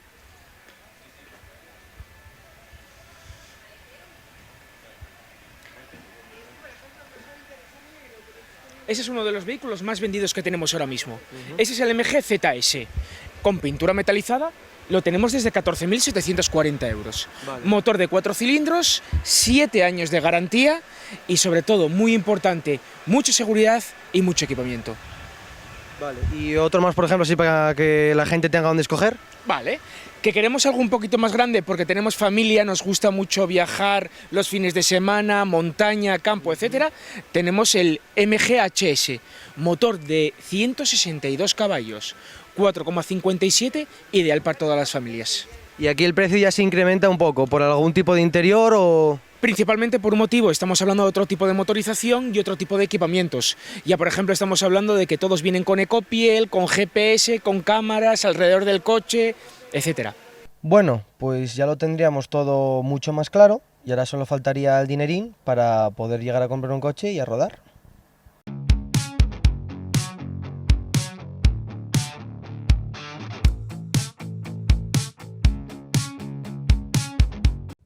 Bueno, pues continuamos adelante el programa de esta noche. Vamos ya a afrontar la recta final del mismo y como todos los martes, bueno, pues queremos hacerlo, trayendo una publicación de alguien que haya escrito desde aquí, desde Asturias y que tenga que ver, bueno, pues mejor que mejor, no es obligatorio, pero mejor que mejor, con motivos de nuestra región o de la capital asturiana en este caso. Y precisamente de Oviedo vamos a hablar con el autor de este libro. Él es David Estévez Villalón, el cual está con nosotros esta noche en el plató. ¿Qué tal? Buenas noches. Buenas noches, Juan. Que ha escrito Leyendas e historias singulares de Oviedo. Bueno, porque la capital asturiana, ahí donde la ven, bueno, pues una capital de provincias, de tamaño, podemos decir, de tamaño medio, pero tiene mucho que contar. Tiene mucho que contar, es una capital con muchísima historia, fue capital de un reino, del reino Astur, en este caso, y tiene muchísimo que contar, muchas cosas que incluso puede que a muchos de los que llevamos toda la vida, pues viviendo en ella, pues se nos escapan, no las conocíamos una versión, algo habíamos oído, bueno, sí, quizás, pero bueno, ahora las tenemos ahí perfectamente documentadas. Además, David Estévez es guía de turismo, bueno, que es un oficio que últimamente, David, entiendo que tiene mucho trabajo en Oviedo. Mucho trabajo desde hace mucho tiempo. Recordar solamente que nos dedicamos a Asturias, pasa que Oviedo es la capital, pero yo recuerdo hace más o menos 25 años, Juan, cuando quedaba vacío Oviedo después del curso universitario. Totalmente. Esto del turismo cultural, cómo se ha revitalizado, cómo se ha hecho para adelante, está muy bien. Y no solamente en Oviedo, pero concretamente la capital, sí. Claro. ¿De dónde es la mayor parte de turistas a los que guiáis en recorridos por la ciudad? Trabajamos con todo tipo de cliente, tanto nacional como internacional. O sea, Sí, pero es verdad si que... en España, si tuvieras que decir sí, una región... en España, desde luego, estadísticamente, además, es que concuerda, es así, madrileños, vascos y también gallegos y demás. Pero vienen, yo creo que de todos los puntos. Sí, y creciendo, ¿no? Y creciendo. Sí, sí. Claro. Y del cliente internacional, los vecinos, y por culpa de la pandemia aflojó un poquito el cliente asiático, pero esperemos que retome. Claro, sí. Esperemos que sí. Bueno, quiero preguntarte una cosa. Vamos a ver, cuando uno planifica sus vacaciones, ¿no? Por ejemplo, pues dices, oye, me gustaría ir a Praga, y te dicen, la ves en 3 días. Bueno, yo no soy de esa opinión, ¿vale? O sea, puedes recorrer ciertos puntos de la ciudad en 3 días, no ver la ciudad en 3 días. Ver la ciudad, para mí, y esto es mi particular opinión, es que te puedas sentar en una terraza y ver pasar la ciudad por delante de ti durante 2 horas. No decir, voy corriendo que tengo que ir a aquello que me cierra, que ahora espera que tengo el mapa, que tengo... No. Bien. ¿Oviedo en cuánto se ve? Oviedo, si se ve, que no conocer profundamente, si se ve, con un par de días yo creo que es suficiente. Sí. Con un par de días, sí. Oviedo, ciudad. No hablo de Oviedo, municipio. Porque entonces ya se tendría que... Ver y conocer son 2 cosas distintas. Y ahí se tendría que ver un poco la variable, un poco el perfil de la persona en cuestión. Del visitante, ¿no? Sí, sabes que últimamente, ya desde hace tiempo, se diferencia entre turista y viajero. Sí, aunque bueno, hay también un mix entre unos y otros que está una palabra por inventar, se puede decir así. Es verdad. Bueno, la ciudad ha entrado en esa pugna por captar turismo. Pasamos de ser una región industrial, agrícola, ganadera, a querer asomar la cabeza en el turismo. Los sectores que tienen que pues potenciar el turismo, hostelería, comercio, ¿están a la altura en Oviedo, consideráis? Sí, hombre, hay muchas cosas que mejorar. De todas formas, el sector primario y el secundario yo creo que deben de ir hilvanados. Y de hecho, el turismo, que es muy amplio, yo siempre lo hemos visto de manera transversal. Es decir, tienes que tener en cuenta la agricultura, la ganadería, son recursos, la gente está muy interesada con el tema de la gastronomía y empieza en el sector primario, luego evidentemente se vende por el sector servicios, hay el sector transformador que es el sector secundario, recordemos que el patrimonio industrial va creciendo también, hay un interés importante y aquí Asturias tiene mucho que ofrecer y Oviedo en particular también, se han recuperado entornos de carácter industrial y está por ver qué pasa con otros entornos de carácter industrial que realmente pueden dar el do de pecho, se puede decir así. Con lo cual yo creo que hay que verlo con ese prisma. Claro. Todo es mejorable, evidentemente. Yo creo que tendremos que ir mejorando en la profesionalización de todos los subsectores de la cadena del turismo y en ello tenemos mucho que ver también los empresarios, ¿no? Claro. Ahí yo me remito también a la mesa de turismo de FADE, que es un poco la que representa a todos esos subsectores en los cuales estamos los guías de turismo y evidentemente con la colaboración con el trabajo, acorde con la administración pública, evidentemente. Tiene que ir así, tiene que ir con consenso. Correcto. ¿Qué les llama más la atención a los turistas cuando vienen a Oviedo? Bueno, de golpe, de sopetón, y ahora últimamente más todavía, el frescor. El frescor. Y que haya cierta lluvia y demás. Luego, evidentemente, lo limpia que está la ciudad, lo bien que se come, el patrimonio cultural que tiene, la amabilidad de la gente. Es una cosa, el activo de la gente, de las personas, del obetense o el asturiano que no sea de Oviedo, pero que esté... Ese trato que se da a la gente, yo no sé, lo comparan con otros tratos que no deben de ser tampoco muy positivos en otras ciudades, y les sorprende y hablan de la amabilidad, de la predisposición positiva del habitante de Oviedo o con las gentes que se encuentran. En ese sentido, muy bien. Sí. Y en los recorridos que hacéis con ellos por la ciudad, ¿hay alguna zona que sea más fotografiada que otra? Que digas, esto aquí paran siempre. O sea. Sin duda ninguna, hay muchísima diferencia en la Plaza de la Catedral cuando es temporada alta y cuando es temporada baja. Es evidente, en día cotidiano, que no esté montado ningún escenario ni que haya nada a nivel extraordinario en plan festivo. Lo que pasa es que la Plaza de la Catedral, como es bastante amplia, puede un poco repartirse, pero hay otros espacios que realmente también son muy visitados, por ejemplo, Trascorrales, y claro, esa es una de las zonas también más... Claro. Y luego Fontán, claro, el Fontán también dentro de lo que es Oviedo Redondo y un poquito ya fuera. Claro. Sí, yo creo que son los lugares que más busca la gente, que más recuerda. Hay mucha gente que dice, esa plaza porticada, ¿dónde estaba? O aquella lechera, ¿qué tal? Sí. Bueno, hay otros sitios que tal, pero yo creo que esos destacan, sobre todo. Oye, por curiosidad, antes de pasar al libro, ¿les llama mucho la atención que la catedral solo tenga una torre? Sí, no, hay gente, depende de dónde vengan. Hay gente que viene confundida, que viene pensando que está inacabada la catedral, que eso es otra historia, que también mucho obetense piensa que está inacabada la catedral. Incluso yo he oído a personas que hacen un poco de pseudoguías, ¿no? Me refiero familiarmente, un amigo que esté con familiares, mira, pues no se realizó una torre, se iba a realizar una y la otra no por razones económicas. Uno dice eso y te quedas tan pancho, la interpretación es que está inconclusa y no es así, ¿no? Les llama la atención la fisonomía que tiene, pero es única, ¿eh? La torre gótica es única, el proyecto está completo. Hubo un cambio de proyecto. Es verdad que se contemplaban 2 torres de modo completo, digamos, cuando ya se va cerrando en el 16, pero el contexto que hubo de crisis, hubo un rosario de catástrofes en 10 años en Oviedo, hizo básicamente que se modificara el proyecto integral globalmente para realizar un proyecto con una única torre, que es lo que vemos actualmente. Hay carencias, pero no a nivel de torre. Hay carencias.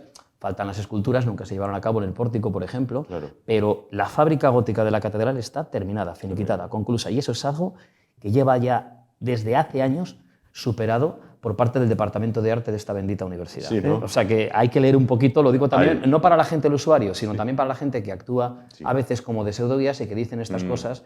Hay que leer, hay que leer.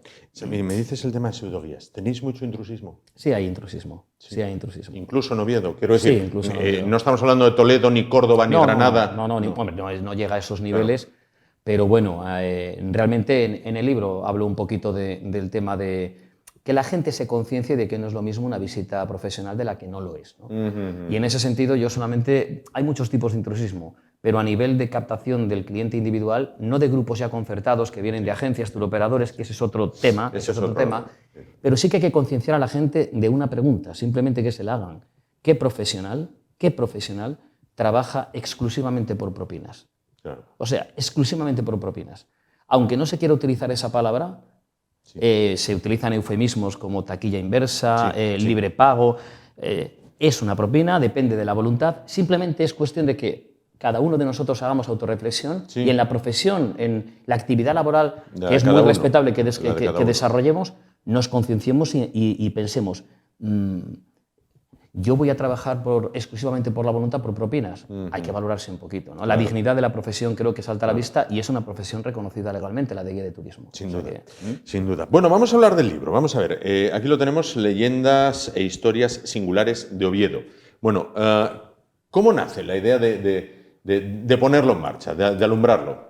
Mira, la idea ya lleva mucho tiempo porque esto requiere coger mucha información, recopilar mucha información que uno en un principio va tomando por interés profesional, va tomando por recursos de diferentes fuentes y bueno, va tirando del hilo de uno y de otro, a nivel de archivos, a nivel de bibliotecas, a nivel de abundante bibliografía, a nivel oral, a nivel de fuentes orales, que es muy importante eso. Hay que hablar con la gente y hay que hablar con nuestros mayores también, no necesariamente mayores, pero sobre todo mayores. Algunas de las fuentes, por ejemplo, ya fallecieron algunas de las personas. Y bueno, la hemeroteca es algo que a nivel de historia del arte, sí que se tiene en cuenta, pero yo creo que no se la tiene muchas veces en cuenta. Es como una fuente un tanto secundaria. Y bueno, va uno tirando, yo la idea era darle forma y la pandemia, desgraciadamente, que nos mantuvo congelados al sector turístico. Asturias fue la única comunidad, lo digo o sea, no es una crítica al uso, es que es un hecho constatado. Fue la única comunidad autónoma en toda España que prohibió por normativa, por decreto, que ejercieran los guías de turismo, obviamente en la pandemia. Entonces, claro, ahí tuvimos que... Y en ese parón eso me permitió un poco profundizar, darle forma, digamos, darle un arreón, meterme de lleno, y en ese sentido pues ahí empezó un poco a tomar más forma. Y hasta ahora, claro. Oye, ¿qué nos encontramos dentro? Porque al final será lo que la gente se está preguntando, ¿no? Leyendas e historias singulares de Oviedo. Yo hay mucha gente, entre ellos me incluyo, que cuando ya me colocan la palabra leyendas delante, ya me atrae. Sí, bueno, hay gente que ya... Bueno, lo pongo en el libro. Hay autores que se han dedicado a escribir algunas cosas de leyendas. No están todas, ni muchísimo menos. Yo he hecho una selección de las mismas, ¿no? Nos encontramos esas dos cuestiones. Leyendas, porque algunas historias llegan a leyendas por determinados motivos, y otras son historias, bueno, singulares yo las llamo porque son curiosas. En algún caso son píldoras de curiosidad, claro, ¿no? Claro. Entonces, lo que procuro hacer es, creo que algo que no se ha hecho mucho, es rastrear las leyendas. Es decir, de dónde vienen, cuál es su base, cuál es su raíz, ¿no? Y a partir de ahí, qué de verdad puede haber en ellos. Eso el famoso axioma, ¿no? Sigo un poco un orden cronológico desde el Alto Medievo hasta nuestros días, y luego también las historias singulares reales que pasaron. Algunas pueden ser por parte del ovetense conocidos, pero me atrevo a decir que no todas las conoce el ovetense. Entonces intento aportar en algunas que se han sido tratadas algunos aspectos nuevos, algunos enfoques nuevos en dudas que hay, y en otras pues simplemente son inéditas. Luego si quieres te pongo algún ejemplo. Sí, por supuesto, te pediré algún ejemplo, pero si nos vamos en la bruma de los tiempos, ¿no? Hasta la fundación de Oviedo, circula la versión de Máximo y Fromestano, circula la versión del rey, un día está comiendo, ¿dónde quieres fundar tu capital? Sí. Oviedo, ¿dónde como? Oviedo, no sé qué, pim pam. Bien, todo esto se adereza. ¿Por qué se funda Oviedo? ¿Dónde se funda? De momento no lo sabemos a ciencia cierta. De hecho, uno de los capítulos, el primero, es hablando más del origen de la palabra Oviedo, porque sigue siendo un misterio. Sí. Oviedo, la palabra tal cual, sigue siendo un auténtico misterio. No hay acuerdo, no hay unanimidad entre los diferentes autores que han estudiado de dónde viene Oviedo, de la palabra Oviedo, y automática, más allá del nombre de la colina, hablo etimológicamente de la palabra Oviedo, y más allá de eso, evidentemente se conecta con la fundación de lo que sería después Oviedo, de ese sitio, ¿no? Entonces hay un mix de muchas, tú has dicho algunas, hay un mix de muchísimas teorías, que esto ya lleva desde época medieval y alto medieval incluso diciéndose, o sea, de dónde viene Oviedo. Bajo mi punto de vista, la localización es muy importante, eso no descubro nada porque hay gente que lo ha dicho. El que ocupe más o menos el corazón a nivel central de Asturias es importante estratégicamente. Un valle rodeado de monte y montaña que es muy particular porque está en medio la colina, la famosa Oveta o Betún, después latinizado, y ahí es donde se asentaría lo que sería el núcleo, el embrión de la urbe, ¿no? Si a eso le añadimos el tema del agua, la cantidad de agua cautiva que hay en ese promontorio, en esa pequeña colina, que el agua es vida hoy, imaginaos hace, grosso modo, 1200 años, ¿no? Porque yo creo que es importante tener en cuenta esto. Esto te lo preguntaba antes cuando nos colocaban los micros. Si cogemos otras ciudades, León tiene un río, Burgos tiene un río, muchas ciudades medievales se fundan alrededor de un río, aquello de los ciudadanos o los vecinos necesitan agua, desde el más pobre hasta el más rico, todos necesitan agua. Muy bien. Y dices, en Oviedo no hay río. Bueno, el río Gafo. Bueno, no suministraría. Y es curioso, y además yo siempre me lo pregunté, dije, ¿por qué fueron a fundar donde no había río? Viene de ahí. Más allá de que se metiera una pitanza entre pecho y espalda, fuera la primero, como dice lo de Oviedo, más allá de eso, viene de ahí. Es cierto que después, a medida que avanza digamos lo que sería la ciudad, que eso también hay debate, donde adquiere realmente carácter la ciudad, porque cada vez está más claro que fue más en el medievo que en el alto medievo, a cuenta de los fueros y de todas estas cuestiones, pero realmente a medida que va creciendo la demografía, obviamente pues se tiene que buscar otras alternativas. Es insuficiente, vemos cómo se van, digamos, limitando los derechos de las fuentes, el derecho de, cuando se empieza a colocar en la época moderna, pues aparte del acueducto, cuando algunas familias quieren tener pues y monasterios también, una traída de agua, eso hay que pagarlo. Claro. Vamos viendo cómo hay diferentes problemas, evidentemente, pero en el mundo alto medieval no había, en principio, ningún tipo de problema de abastecimiento de agua, y eso es esencial para entender por qué se coloca así. En la historia, íntimamente ligado del agua al fuego. Oviedo está a punto de desaparecer del mapa. Una Navidad, no sé si es Nochebuena o Nochevieja, sí, arde cual Roma con Nerón, vamos, y arde por sus 4 costados, sí. Y quedan cenizas hasta el punto de que la ciudad queda destruida, que ya casi... Sí, destruida. Eso, claro, es, fíjate, la dicotomía, ¿no?, del final, pero también el principio al mismo tiempo. Fue horroroso, fue tremendo. Tirso de Avilés, además, deja una imagen, deja una descripción que vive en ese mismo siglo. Efectivamente, en las Navidades de 1521 ardió Oviedo por los 4 costados, realmente. Eso permitió, aparte de algunas cuestiones como quitar los hornos de intramuros, que se saben y demás, pero permitió las primeras ordenanzas serias de lo que sería la urbe. Es decir, el que hubiera menos saledizos, el que hubiera más piedra y menos madera, el que se ensancharan las calles, ¿no?, intentando prevenir, digamos, a futuro lo que podría pasar. Con lo cual, bueno, hubo, vamos a decir así, un escarmiento y una reacción que yo creo que fue correcta. Pero desde luego, siempre se dice, además, la Casa de la Rúa, que es la vivienda más antigua del casco viejo de Oviedo, del Oviedo Intramuros, bueno, se dice siempre que a nivel civil es el único vestigio que conservamos de antes del incendio, ¿no? Es así. Así es, o sea que, así es. Sí. Se vuelve a destruir Oviedo, esto fue por accidente, en 1521, pero se vuelve a destruir Oviedo en 1936 con la Guerra Civil. Es una destrucción que marca la fisonomía actual, ¿no? Sí, pero hay otra cosa, te quiero recordar, porque tiene que ver mucho empalmando con el tema de los dos, una torre que comentamos antes. Unos meses después del incendio, en 1522, aquí se sufrió terremoto. En junio de 1522, con epicentro en Avilés. O sea, que aquí se notó, evidentemente. Si a eso le añades luego la serie de inundaciones que hubo, bueno, de 1524 al 28 sobre todo, y en ese mismo siglo, antes del incendio, que ya no es un desastre natural, pero es una epidemia tremenda, la peste, en 1517, tienes ahí en 10 años un rosario de catástrofes que, vamos, la ciudad está patas arriba. Y evidentemente, con el paso del tiempo, efectivamente, la Guerra Civil fue otro zarpazo tremendo. Pero es que hubo mucha...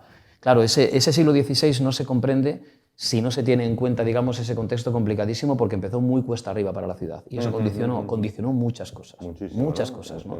La Guerra Civil, evidentemente, pues claro. Y de hecho se pueden ver vestigios tanto del 34 como de la Guerra Civil en los picados que hay, en los racimos de metralla, las huellas de disparos en diferentes sitios de Oviedo, catedral incluida, por supuesto. Claro, a muchas personas, y esto hablo de una experiencia personal, a muchas personas que son, por ejemplo, de Castilla, les sorprende, vienen a Oviedo y entran en Salesas, en el centro comercial Salesas, por General Elorza, y me decían, subí 4 pisos y volví a salir a la calle. Es decir, todo es cuesta. Todo es cuesta. No hay nada que sea plano, llano. Es decir, es esa sensación de entrar a un centro comercial, subir 4 pisos en ascensor y piensas, bueno, ahora para bajar, para salir tendré que volver a bajar. Y salgo a ciudad de nuevo. Ese carácter de cuesta es que es difícil hasta hacer urbanismo, y más en aquella época. Sí, se movió cantidad de metros cúbicos de tierra. Hay muchas zonas, para hacer la misma ronda, por ejemplo, hay muchas zonas que se vieron que tuvieron que suavizar incluso lo que era esa colina o ese inicio de colina. No solamente Ovetao, sino efectivamente los diferentes puntos estratégicos que tiene Oviedo. Es que eso es muy interesante para entender por qué tiene esa defensa natural. O sea, hay que ponerse un poco en la tesitura, en la mentalidad de hace más de 1000 años.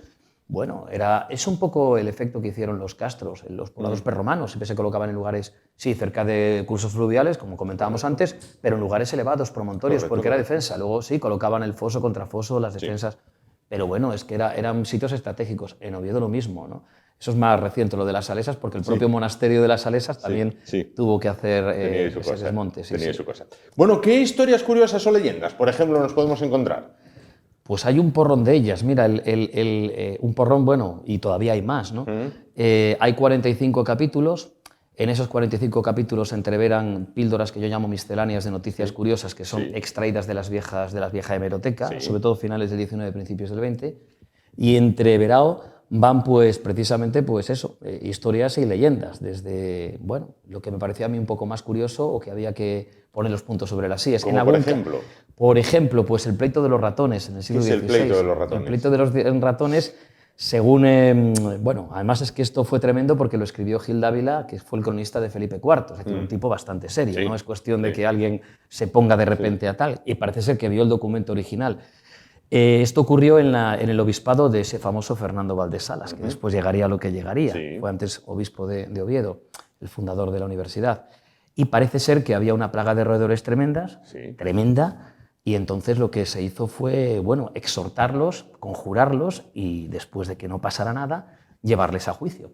Y según dicen, pero a juicio, que esto es algo que también investigo en el libro, no es algo extraordinario de Oviedo, aunque parezca mentira, porque eso está, digamos, se constata en diferentes puntos de Europa y en realidad del mundo, ¿no? Es una cosa muy curiosa lo de llevar a los tribunales a animales considerados dañinos, en este caso roedores.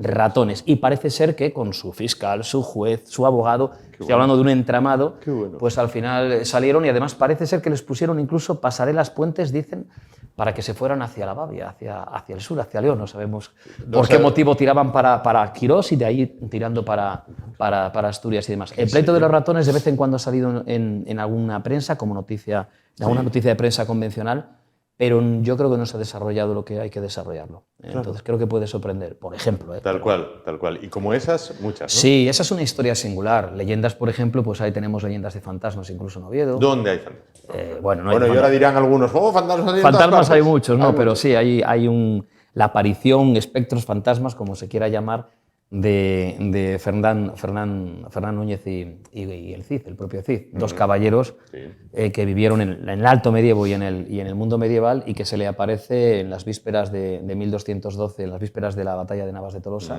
en Jaén, se le aparecen al obispo y al rey también. Entonces hay una historia, digamos, de cómo en realidad son dos apariciones, que ahí también investigo. No se sabe si fue también en Oviedo, en León, pero cada uno, hay una serie de intereses ahí, pero sí que se dice que ellos dos se aparecieron y que anunciaron la victoria cristiana en las Navas de Tolosa, poco para hacer partícipe también a la ciudad y al propio rey, porque no todos los reyes cristianos participaron ahí. Entonces, hay detrás, digamos, de León dio la espalda. Hay un trasfondo por eso. De León no acudió. Eso como leyendas, pero luego hay historias muy guapas de la propia ciudad que nos han investigado.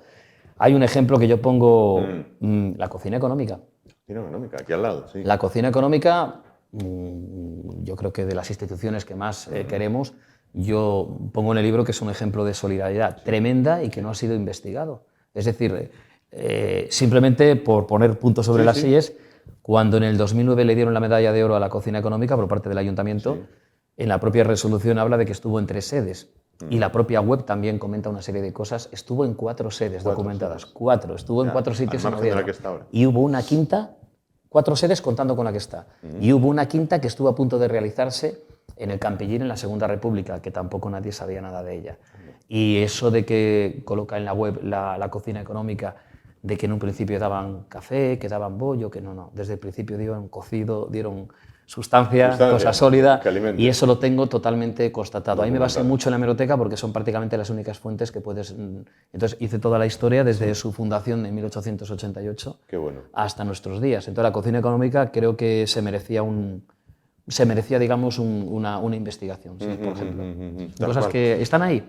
Están ahí. ¿Dónde vamos a encontrar el libro? Pues está vendiéndose en diferentes librerías de Oviedo. Ahora llega Libro Oviedo, con lo cual estará también presente. Está también en algunas en Gijón, también en La Felguera, o sea que, porque también, la imprenta es de La Felguera, con lo cual ahí también y tiene librería. Y también en algunos sitios, porque el libro tiene ese carácter, digamos, de interés para la gente de Oviedo, o que quieran conocer algo de Oviedo, pero incluso también tiene cierto carácter para un turista, un viajero. Entonces sí que está también en puntos, en equipamientos, en sitios, digamos, turísticos, de información turística, tanto en Gijón como aquí en Oviedo. Claro. ¿De acuerdo? Pues perfecto. Oye, antes de finalizar, quiero preguntarte una cosa que yo, toda la gente que conozco, amigos que no son de aquí de Oviedo, ¿no? Que son de, digamos, de Pajares para abajo, ¿no?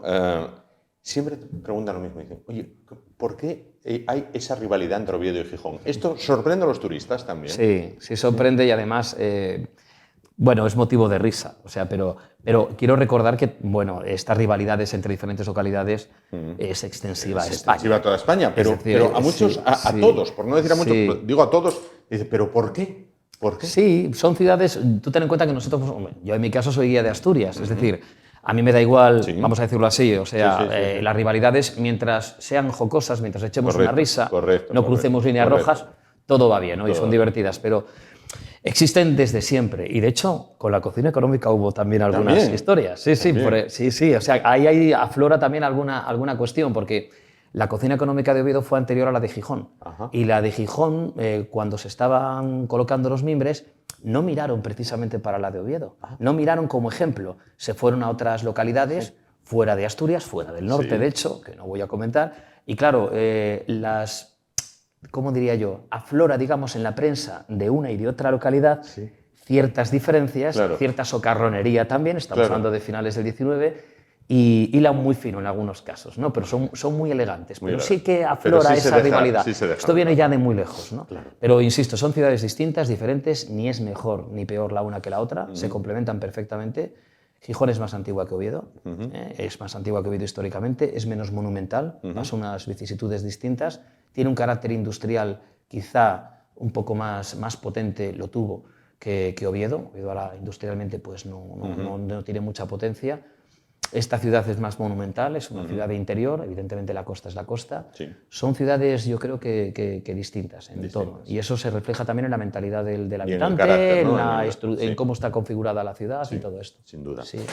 Pues David Estévez, guía de turismo, escritor y autor de Leyendas e Historias Singulares de Oviedo. Muchísimas gracias por estar con nosotros esta noche. A vosotros, Juan. No hacemos más spoilers, aquí lo tienen, al alcance de todos para conocer, sean de Oviedo o no lo sean, bueno, pues un poquito más en profundidad, lo oculto, lo que a lo mejor algo decía mi tía, algo decía mi abuela, algo de esto me suena. Bueno, pues aquí lo tienen. Muchísimas gracias por estar esta noche a vosotros, Juan. Con nosotros. Nos vamos muy rápidamente para despedirnos. Volvemos mañana a las 10 de la noche, aquí en Una Noche Más. Hasta entonces, gracias por su atención, ánimo y adelante.